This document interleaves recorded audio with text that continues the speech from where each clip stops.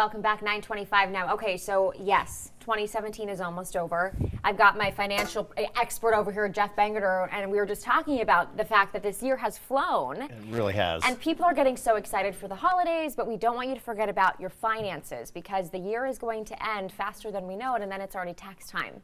Correct. Well, and once the year ends, you can't make any changes. That's right. So you got to make some of those changes now. Okay, so let's talk about prepping for the tax season. Yeah. Well, January really opens the tax filing season. And so you really do want to take a look at your situation now because it gives you time to make any changes if you choose to. Right. I really like it if you do a dry run on your taxes first. And you can use the software or use your tax professional.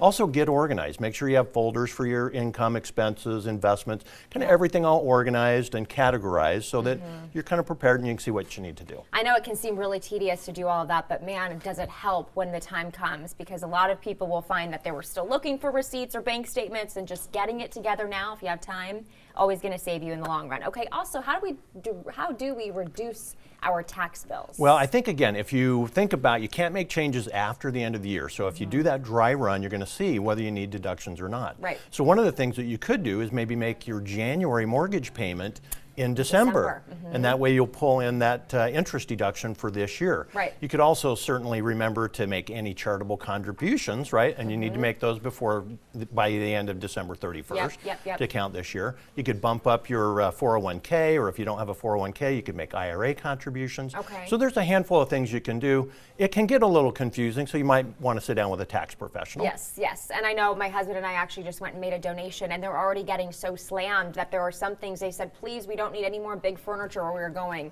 Don't even bring it. So I would call ahead to the places you're interested in doing those donations Definitely. with. Okay, how about this? Setting up for 2018. That is the next big step in a lot of our lives. You really, again, it kind of comes down to being organized. So you want to look at 2017 and say, were there any expenses that were kind of unnecessary that I could cut in 2018? Oh, were there? Or No, could I bump up not. my savings in 2018? Right. You know, so again, it's just kind of that idea of kind of preparing, getting organized. You might want to meet with your financial professional to make sure that you're kind of set up for next year, that you've done everything that you can. Yeah, okay. And then finally, check your insurance. Tell me more about this topic. Well, you know, life insurance is one of those daunting topics yes. nobody wants to talk about because it gets a little scary. Yeah. And but life insurance is there to take care of your family if you're not alive. Right. And so you should have 10 to 15 times your annual salary in life insurance. Okay. And there's good calculators. I have one on my website at bangerterfinancial.com where it'll show you exactly how much you need. Okay, someone considering life insurance, when is a good age to start? Because I've had my parents tell me, do it now while you're healthy, before you have kids. I've had other people say you don't really need it until you have the mortgage, the kids, and everything else. So is it ever too early? Well, life insurance is really there to replace, you know, an asset. And so if you don't have, if your income isn't important to a survivor, then there's really no need, right? Okay. But the idea of buying it while you're young is if you're going to buy permanent insurance, then the younger you start, the better the pricing. Okay. If you're going to buy term insurance, buy it when you need it. Right, right. Okay, we have a little bit of time. Yeah. Roth IRAs. Why would you want to convert the 401k to the Roth IRA? Well, you know, you don't get the upfront tax deduction on a Roth IRA. But you do, I like the analogy. It's kind of like if we were farmers and the IRS said, hey, we're going to give you a choice. You can pay on the little seed or you can pay taxes on the big old harvest at the end.